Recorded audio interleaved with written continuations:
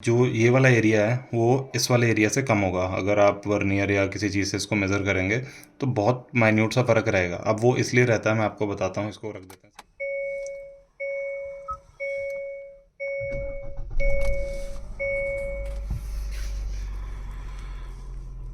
So hello guys, good morning and welcome back to the channel. I hope आप सब बढ़िया होंगे। तो जी, आज मैं जा रहा हूँ गाड़ी की सर्विस कराने, और 1 साल पूरा हो गया तो सर्विस करा लेनी चाहिए, ज़्यादा डिले नहीं करना चाहिए। ऑल 2 किलोमीटर तो अभी पूरे नहीं हुए, तो पहुँचने थी सर्विस सेंटर। और मेन चीज़, ये व्लॉग बनाने का कोई बहुत बड़ा मकसद नहीं है, बट एक चीज़ है कि जब हम सर्विस सेंटर जाते हैं तो इतनी सारी अननेसेसरी चीज़ें हमारे जॉब कार्ड पे लिख देते हैं, ये भी होगा वो भी होगा, ये करा लो वो करा लो, and at times we ignore it. तो वो इग्नोर करके क्या होता है कि वो फालतू की चीज़ें हमारे ऊपर चढ़ा देते हैं। बेसिकली दे डू अपसेल, ठीक है, और हम विक्टिम बन जाते हैं उस अपसेलिंग का। तो ऐसी बहुत सारी चीज़ें होंगी जो अभी जाके मैं हटवाऊंगा कि मेरे को ये नहीं चाहिए, ये नहीं करवाना, दिस इज़ अननेसेसरी। तो वो सारी चीज़ों के बारे में आपको बताऊंगा कि क्या क्या उन्होंने मेरे को अपसेल करने की कोशिश करी और क्या क्या चीज़ें मैंने अवॉइड करी। एंड जो जो चीज़ें बेसिक ज़रूरी हैं, oil change, filter change, air filter change, बस ये 3-4 चीज़ें ज़रूरी होती हैं। उसके अलावा बेसिक चेकअप हाँ वो करते हैं जो उनकी पेड लेबर होती है, उसमें सारी चीज़ें वो गाड़ी अपलिफ्ट करके ब्रेक्स चेक करते हैं, शू क्लीन करते हैं, तो वो पीरियोडिक मेंटेनेंस वाली चीज़ें दे डू। बट उसके अलावा जो आलतू फालतू चीज़ें डाल देते हैं वो हमने नहीं डलवानी है। तो जी चलो निकला जाए, गाड़ी थोड़ी सी गर्म हो चुकी है और निकलते हैं। बहुत लोग कहते हैं जी गाड़ी वार्म अप करने की ज़रूरत नहीं है, बाइक वार्म अप करने की ज़रूरत नहीं है, आजकल ऑयल्स अच्छे आ गए हैं, सिंथेटिक ऑयल्स आ गए हैं, तो कोई ज़्यादा ज़रूरत नहीं है। हाँ, ऑयल बहुत अच्छे आ गए हैं, ऑफ कोर्स उन्होंने काफ़ी वो मतलब कह लो कि एक बेनिफिट ज़रूर देते हैं, बट वार्म अप करने की ज़रूरत है। उसका टेक्निकल रीज़न मैं आपको दूंगा। अभी चलते हैं सर्विस के लिए। जो मर्जी कह लो, ठंड तो है। गाड़ी अभी 8 डिग्री बता रही है, तो 1-8 डिग्री कम ही लगा लो अभी, और 9 बजने को आए हैं, तो सुबह तो और ठंडा होता है। लो जी, सर्विस हो गई है। और खैर वहाँ पे शूट करना अलाउड नहीं था, वहाँ पे पहले लिखा हुआ था कि नो वीडियोग्राफी अलाउड, तो फिर मैंने कहा चलो क्यों ही करनी। बाकी सर्विस हो गई सही। मैं आपको बताता हूँ सारा बिल कितना हुआ, क्या क्या चीज़ें वो एक्स्ट्रा कर रहे थे और जो मैंने हटवाई हैं। तो चलो पहुँच के करते हैं बात, और कुछ और भी टेक्निकल 1-2 बातें हैं जो डिस्कस करना चाहूँगा। तो जी, सर्विस करा के वापस आ गए हैं और मेरा बिल आया है 5278। 1-2 चीज़ें थी, खैर उन्होंने एजेंसी वालों ने ज़्यादा कुछ नहीं चार्जेस लगाए थे। 2-3 चीज़ें थी जो भी मैं आपको बताता हूँ, मेरे बिल में है, मैं आपको दिखाता हूँ मैंने क्या क्या चीज़ें कटवाई। तो मतलब मेरे को उनकी रिक्वायरमेंट नहीं थी, और क्योंकि मेरी गाड़ी इतनी चली नहीं है, और ये 3rd ईयर वाली सर्विस थी जो अराउंड 30,000 किलोमीटर वाली होती है। मेरी गाड़ी सिर्फ 15,000 चली है। तो ये 2 चीज़ें थी जिनकी मेरे को रिक्वायरमेंट नहीं थी, मैं आपको बताता हूँ वो कौन सी है। और इसके बाद एक बड़ी इंपॉर्टेंट चीज़ पे बात करेंगे, जिस पे बारे में सुबह बात कर रहे थे कि इंजन वार्म अप क्यों ज़रूरी है। तो मैं टेक्निकली बहुत शॉर्ट एंड स्वीट आपको बताऊंगा कि इंजन वार्म अप क्यों ज़रूरी है, स्पेशली सर्दियों में। तो जी, ये था मेरा जॉब कार्ड। इसमें जैसे उसने बताया कि 2900 लेबर है, और यहाँ पे इसने लिखा था एक बंदे ने, सर्विस एडवाइज़र ने, लुब्रिकेशन 500 इफ़ रिक्वायर्ड। तो लुब्रिकेशन कुछ नहीं, अपने नीचे बुशेस वगैरह की थी, तो वो मैंने कटवा दी थी। कहाँ गया वो, मैंने बाद में चेक कर ली थी जब गाड़ी उसने लिफ्ट पे लगाई थी, ज़रूरत है कि नहीं है। सो ऐसी चीज़ों में क्या करना चाहिए कि मैं मैकेनिक से बात कर लेता हूँ कि ज़रूरत है तो कर दें, नहीं है तो ना सही।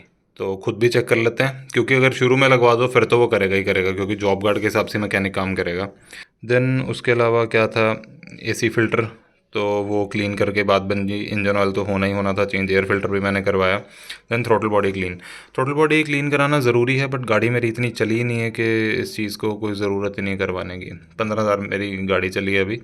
और जब उसने एयर फिल्टर डाला था तो वो साइड से उसका जो होज़ निकाला था, वहाँ से थ्रोटल बॉडी दिख भी रही थी। तो अगर ज़रा सी भी आपको दिखती है काली तो आप करवा दो क्लीन, बट मेरी वाली ओके थी तो मैंने नहीं करवाई। तो ये 2 चीज़ों से मेरा अराउंड 1000 रुपये बच गया। तो बट ये बचाना तभी है कि अगर आपको लग रहा है कि इसकी रिक्वायरमेंट नहीं है। अदरवाइज अभी ये बोल रहे थे कि सेंसर कोटिंग कर देते हैं, ये कोटिंग वो कोटिंग, मैंने कहा कुछ नहीं करना, आप बेसिक ऑयल चेंज करो। So at times what we do, हम गाड़ी दे जाते हैं इनको कि सर्विस कर देना, तो जब बिल आता है वो 8-10 हज़ार का आता है, फिर वो सारी चीज़ें कर देते हैं, दे डोंट आस्क। तो ऐसे हम मतलब जब तक जॉब कार्ड पूरा आप सेटिस्फाई नहीं हो तब तक अपना काम ना शुरू करो, उसके बाद चाहे गाड़ी देके आप चले जाओ। So that totally depends upon you. तो अब आते हैं अपने बिल के ऊपर। बिल भी यही है। हाँ, एक ये इसने डाल दिया था विंडशील्ड वॉशर, तो दैट इज़ फाइन, 17 रुपये का सारा।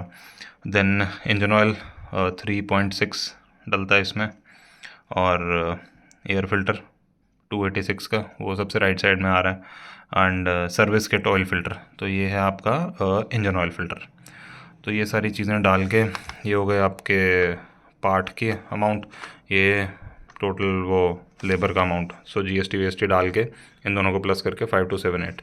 So this was the total amount मेरी गाड़ी की सर्विस का। तो ये था जी टोटल बिल मेरा। मैं ये नहीं कह रहा कि सारे एजेंसी वाले ऐसा करते हैं, बट कई एजेंसी वाले ऐसा करते हैं कि जानबूझ के आपका बिल बढ़वाएंगे। तो उस चीज़ से बचने के लिए बस एक छोटा सा ट्रिक भी नहीं बोल सकते, बस ये सजेशन ही होता है कि ये चीज़ों का आप ध्यान रख सकते हो। तो अब इसके बाद बात करते हैं यार इंजन वार्म अप की।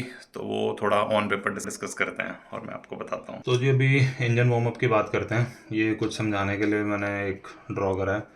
तो ये आपका जी पूरा है पिस्टन, ठीक है। ये आपकी है सिलेंडर वॉल, और यहाँ पे इस जगह में कूलेंट रेगुलेट होता है। तो क्या है, कंबशन सारा इस एरिया में होता है। स्पार्क प्लग और जो आपका यहाँ पे ऊपर से लगता है, और यहीं पे आपका कंबशन होता है, और उसके बाद ये पिस्टन नीचे को मूव करता है। सो अब होता क्या है कि जब पिस्टन बनता है तो ये वाली जो साइड होती है ये ज़रा सी छोटी होती है इस वाली साइड से। तो ये चीज़ एक्सप्लेन करने के लिए मैं आपको एक चीज़ बताता हूँ। मेरे पास एक पिस्टन है, तो इसको बताने के लिए कि जो ये वाला एरिया है वो इस वाले एरिया से कम होगा। अगर आप वर्नियर या किसी चीज़ से इसको मेज़र करेंगे तो बहुत माइन्यूट सा फ़र्क रहेगा। अब वो इसलिए रहता है, मैं आपको बताता हूँ। इसको रख देते हैं साइड में। कि अब आपको पता है कि मेटल जब हीट होता है तो वो एक्सपैंड होता है। तो ये कम इसलिए रहता है क्योंकि सबसे ज़्यादा हीट इस एरिया में रहती है, टॉप वाले में। तो ये एक्सपैंड होके इधर इधर को बढ़ जाता है, ठीक है जी। अब अगर आपका हीट पूरा हुआ नहीं होगा, मेटल पूरा एक्सपैंड नहीं होगा, और ये अगर ऐसे मूव करेगा पिस्टन ऊपर नीचे बार बार, तो क्या होगा, मेटल के वियर एंड टियर के चांसेस बहुत ज़्यादा हो जाते हैं। तो यहाँ पे ये हल्का हल्का बजेगा। तो जब आप रेव करते हो इंजन तो क्या होता है कि आरपीएम बढ़ते हैं तो ये तेज़ तेज़ मूव करता है। तो जितना ज़्यादा वो होगा और इंजन ठंडा होगा और अपना टेम्परेचर नहीं अटेन करेगा पिस्टन, तो वेयर एंड टेयर ज़्यादा होगा। इसीलिए बोलते हैं कि वार्म अप ज़रूरी है। वार्म अप होने के बाद क्या होगा कि ये जो गैप है ना, ये जो क्लियरेंस है, गैप नहीं इसको क्लियरेंस बोलते हैं। सो पिस्टन और सिलेंडर लाइन की जो क्लियरेंस है वो कम हो जाएगी। कम होने का मतलब ये है कि ये एक्सपैंड हो जाएगा अपना टेम्परेचर अटेन करने के बाद, जितना इस मेटल ने एक्सपैंड होना है। तो उस केस में क्या है कि जब आपकी क्लियरेंस कम होगी तो ये बिल्कुल सीधा मूव करेगा। सो उसमें चांसेस कम रहते हैं वेरिएंट। सो इसलिए ज़रूरी है कि आपको अपना इंजन वार्म अप कर लेना चाहिए। अब सर्दियों में क्या है कि मेटल बहुत जल्दी ठंडा हो जाता है। तो सुबह तो ऑलरेडी जब आप देखते हैं टेम्परेचर इतना कम है, नॉर्थ वाली साइड में 8-10 डिग्री के आसपास होता है। जब ये कंबशन भी हो रही होती है, सिलेंडर वॉल और ये सारी चीज़ों में भी टेम्परेचर अटेन होने में टाइम लग जाता है। तो सजेशन ये है कि अगर आपकी जो नीडल है, मतलब कोल्ड हॉट, ये आपका वो मिडल वाला पॉइंट है, ठीक है। तो सुई यूजुअली यहाँ पे रहती है, ठीक है। इसको ज़रा सा मूव होने दो, यहाँ से यहाँ पे भी आ गई तो that means engine temperature attain कर रहा है और हीट होना शुरू हो गया।